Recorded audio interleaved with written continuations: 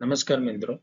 TAT S અને TAT HS ના અભ્યાસક્રમના મુદ્દાની અંદર એક ટોપિક છે બંધારણની મૂળભૂત ફરજો, ફંડામેન્ટલ ડ્યુટીઝ 51A. તો આ ટોપિકમાંથી વારંવાર પરીક્ષામાં 1 થી 2 પ્રશ્નો પૂછાતા હોય છે. તો આજે આપણે આ ટોપિક વિશે વિગતે સમજ મેળવીશું. અધિકારો અને ફરજો એક જ સિક્કાની બે બાજુ છે. આપણે આપણા અધિકારો પ્રત્યે જેટલા જાગૃત છીએ એટલી જ આપણી ફરજો પ્રત્યે જાગૃત હોવું એ આપણી નૈતિક જવાબદારી બને છે. બંધારણીય માળખાની વાત કરીએ તો પૂર્વ સોવિયત સંઘ એટલે કે રશિયાના બંધારણમાંથી આપણા બંધારણની મૂળભૂત ફરજો છે એ પ્રેરિત છે. 1976માં સરદાર સ્વર્ણસિંહ સમિતિની અધ્યક્ષતાની અંદર એક સમિતિની રચના કરવામાં આવી હતી અને આ સમિતિએ સરકારને 8 ફરજો જે છે તેની ભલામણ કરી હતી. સરકારની અંદર તેની ચર્ચાના અંતે કુલ 10 ફરજો છે તે ઉમેરવામાં આવી હતી. આ જે બંધારણમાં આ ફરજો ઉમેરવાનો જે સુધારો છે એ 42મો સુધારો છે અને બંધારણનો એક નવો ભાગ કે 4A પાર્ટ 4A ઉમેરવામાં આવ્યો અને અનુચ્છેદ 51A ઉમેરાયો અને તેની અંદર બંધારણની મૂળભૂત ફરજો ઉમેરવામાં આવી.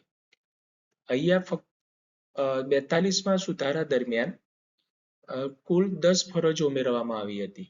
જ્યારે 11મી ફરજ જે છે એ બંધારણની અંદર 86મો સુધારો 2002માં કરવામાં આવ્યો અને તેની અંદર 11મી મૂળભૂત ફરજ કે માતા પિતા અથવા વાલીએ 6 થી 14 વર્ષના પોતાના બાળકોને શિક્ષણની તકો પૂરી પાડવી. તો આ જે ફરજ છે 11મી ફરજ એ 86મા સુધારા દ્વારા 2002માં ઉમેરવામાં આવી હતી. આપણને પરીક્ષામાં આમાંથી પ્રશ્નો પૂછાઈ શકતા હોય છે કે બંધારણની અંદર ફરજો કયા અનુચ્છેદમાં છે આવેલી છે. તો 51A ની અંદર બંધારણની અંદર ફરજો કયા સુધારા દ્વારા ઉમેરવામાં આવી? તો 42મો સુધારો. 86મા સુધારો દ્વારા કઈ ફરજ ઉમેરવામાં આવી? અથવા તો શિક્ષણ અંગેની 11મી ફરજ એ બંધારણમાં ક્યારે ઉમેરવામાં આવી? કયા વર્ષે ઉમેરવામાં આવી? તો આવા પ્રશ્નો જે છે એ આપણને પૂછાતા હોય છે. હવે આપણે આપણી ફરજો વિશે વાત કરીએ તો કુલ 11 ફરજો છે એને આપણે 3 સ્તંભની અંદર વિભાજિત કરી શકીએ છીએ. આ ફરજો છે એ ક થી લઈ અને ડ સુધી અથવા એ થી લઈ અને કે સુધી આપણે વિભાજિત કરીએ છીએ. પ્રથમ સ્તંભ છે રાષ્ટ્રીય અને નાગરિક અખંડિતતા. તો તેની અંદર બંધારણનું પાલન કરવું અને તેના આદર્શો, સંસ્થાઓ, રાષ્ટ્રધ્વજ અને રાષ્ટ્રગીતનો આદર કરવો. બી. સ્વાતંત્ર્ય સંગ્રામને પ્રેરણા આપનાર ઉમદા આદર્શોને હૃદયમાં જાળવી રાખવા અને અનુસરવા. ભારતના સાર્વભૌમત્વ, એકતા અને અખંડિતતાનું સમર્થન અને રક્ષણ કરવું. ડી. દેશનું રક્ષણ કરવું અને હાકલ થાય ત્યારે રાષ્ટ્રીય સુરક્ષા માટે ફરજ બજાવવી. સ્તંભ 2 છે સામાજિક અને સાંસ્કૃતિક સમરસતા. તો આની અંદર ધાર્મિક, ભાષાકીય અને પ્રાદેશિક ભેદભાવથી પર રહીને સમાન બંધુત્વની ભાવનાનો વિકાસ થાય, સ્ત્રીઓના ગૌરવને જાળવવું અને તેમને કે અન્યને હાનિ પહોંચે તેવા વ્યવહારોનો ત્યાગ કરવો. એફ. આપણી મિશ્ર સંસ્કૃતિના સમૃદ્ધ વારસાનું મૂલ્ય સમજીને તેનું જતન કરવું. જી. અહીંયા ભૂલમાં આઈ થયેલો છે. જી. જાહેર સંપત્તિનું રક્ષણ કરવું અને હિંસાનો સંપૂર્ણ ત્યાગ કરવો. સ્તંભ 3 છે પર્યાવરણ, બૌદ્ધિક વિકાસ અને શ્રેષ્ઠતા. એચ.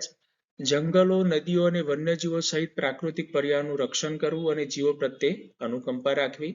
વૈજ્ઞાનિક દ્રષ્ટિકોણ વિકસાવો, માનવતાવાદી અને સુધારાવાદી ભાવનાનો વિકાસ કરવો. વ્યક્તિગત અને સામૂહિક પ્રવૃત્તિઓના તમામ ક્ષેત્રોમાં શ્રેષ્ઠતા પ્રાપ્ત કરી. તો આ શરૂઆતની જે 10 ફરજો છે તે 42મા સુધારા દ્વારા ભાગ 4A ની અંદર 1976માં ઉમેરવામાં આવી હતી. જ્યારે છેલ્લી જે કલમ છે ક, ડ, 6 થી 14 વર્ષના બાળકોને શિક્ષણની તકો પૂરી પાડવી એ માતા પિતા અથવા વાલીની ફરજ છે. તો આ 86મા સુધારા દ્વારા 2002ના વર્ષની અંદર 11મી ફરજ જે છે એ બંધારણમાં ઉમેરવામાં આવી હતી. આ ફરજોને યાદ રાખવા માટે એક કોડ છે એ થી કે સુધી. A ફોર એન્થમ એટલે રાષ્ટ્રગીત આપણા બંધારણની જે છે માન સન્માન નું સન્માન જાળવવું એ આપણી ફરજ બને છે. B ફોર બાપુઝ આઈડિયા એટલે સ્વાતંત્ર્ય સંગ્રામના જે આદર્શો જે છે તેની વાત છે. C for centre for solution સાર્વભૌમત્વ અને એકતાની બાબત છે. D ફોર ડિફેન્ડ એટલે દેશનું રક્ષણ કરવું એ આપણી ફરજ છે. E ફોર ઇક્વાલિટી એટલે સમાન બંધુત્વ અને સ્ત્રીઓનું સન્માન જાળવવું એ દરેક નાગરિકની ફરજ બને છે. F ફોર ફોર્ટ અથવા કલ્ચર એટલે ભારતીય સંસ્કૃતિ અને આપણા ભવ્ય વારસાને જાળવવો, તેનું સંરક્ષણ સંવર્ધન કરવું એ આપણી ફરજ બને છે. G ફોર ગ્રીન એટલે પર્યાવરણ અને વન્યજીવો જે છે તેમની સુરક્ષા, તેમનું રક્ષણ, તેમનું જતન કરવું એ આપણી ફરજ બને છે. H ફોર હ્યુમેનિસ્ટ એટલે વૈજ્ઞાનિક દ્રષ્ટિકોણ, માનવતાવાદી અભિગમ વિકસાવવો તે આપણી ફરજ છે. I ફોર 3I માં વાત છે વાયોલન્સ અને પબ્લિક પ્રોપર્ટી એટલે જાહેર સંપત્તિ કે નુકસાન ન થાય તેમજ હિંસાનો ત્યાગ કરવો તે આપણી ફરજ બને છે. J for jump to excellence એટલે શ્રેષ્ઠતા તરફ પ્રયાસ કરવો એ દરેક નાગરિક જે છે તેની ફરજ બને છે. અને K ફોર કિડ્સ એજ્યુકેશન એટલે 6 થી 14 વર્ષના પોતાના બાળકોને શિક્ષણની તકો પૂરી પાડવી. હવે મૂળભૂત ફરજોની કાનૂની અને દાર્શનિક પ્રકૃતિની આપણે વાત કરીએ તો મૂળભૂત ફરજો છે એ મૂળભૂત ફરજો બિન ન્યાયિક છે, એટલે કે તે કાયદાકીય દ્રષ્ટિએ તેના માટે કે આપણે આપણી ફરજ જે છે નિભાવવામાં ચૂક કરીએ તો એ કોઈ સજાને પાત્ર બનતું નથી, એટલે કે બિન ન્યાયિક છે. આ ફક્ત ભારતીય નાગરિકો પૂરતી સીમિત છે. નૈતિક અને નાગરિક ફરજો જે છે એ આપણા આદર્શોના ભાગરૂપે છે અને ભારતીય પરંપરાઓ જે છે એની આપણે જે પૌરાણિક કથાઓ કે આપણા જે ઐતિહાસિક ભારતીય મૂલ્યો જે છે તેના ભાગરૂપે આપણી આ ફરજો છે અમલમાં છે. આપણે મૂળભૂત અધિકારો અને મૂળભૂત ફરજોની કમ્પેરિઝનની વાત કરીએ તો મૂળભૂત અધિકારો જે છે એ બંધારણનો ભાગ 3 છે, જ્યારે મૂળભૂત ફરજો એ બંધારણનો ભાગ 4A છે. તો મિત્રો ભાગ 4 જે છે એ રાજ્ય નીતિના માર્ગદર્શક સિદ્ધાંતો છે અને તેની અંદર ભાગ પાડી અને 4A ઉમેરવામાં આવ્યો અને એની અંદર આપણી મૂળભૂત ફરજો ઉમેરવામાં આવી છે. ન્યાયિક સમીક્ષામાં આપણે વાત કરીએ તો અદાલતો દ્વારા આપણા અધિકારો બાબતે આપણને જસ્ટિસ મળી શકે છે, જ્યારે અદાલતો દ્વારા મૂળભૂત ફરજો અંતર્ગત સીધું કોઈ સજા કે અન્ય જોગવાઈ કરી શકાતી નથી. આપણા અધિકારો જે છે એ નાગરિકો, ભારતના નાગરિક અને વિદેશી નાગરિક બંનેને લાગુ પડે છે, જ્યારે મૂળભૂત ફરજો ફક્ત ભારતીય નાગરિકોને લાગુ પડે છે. રાજ્ય સામે નાગરિકના કાનૂની દાવાઓ જે છે મૂળભૂત અધિકારો અંતર્ગત થઈ શકે છે, જ્યારે મૂળભૂત ફરજો અંતર્ગત એ થઈ શકતું નથી. મૂળભૂત અધિકારોનો મુખ્ય ઉદ્દેશ વ્યક્તિગત સ્વતંત્રતાનું રક્ષણ કરવાનું છે, જ્યારે મૂળભૂત ફરજોની વાત કરીએ તો તે નાગરિક જવાબદારી અને તેના રક્ષણ માટેની વાત છે. અમલીકરણનો વિરોધાભાસ તો જસ્ટિસ વર્મા સમિતિ 1999 ની અંદર આપણને એવું છે કે અનુચ્છેદ 51 એ આપણી મૂળભૂત ફરજો છે, એટલે કે દરેક વ્યક્તિએ એ બિન ન્યાયિક હોવાના કારણે તેને નિભાવી એ પોતાની ફરજ સમજતા નથી.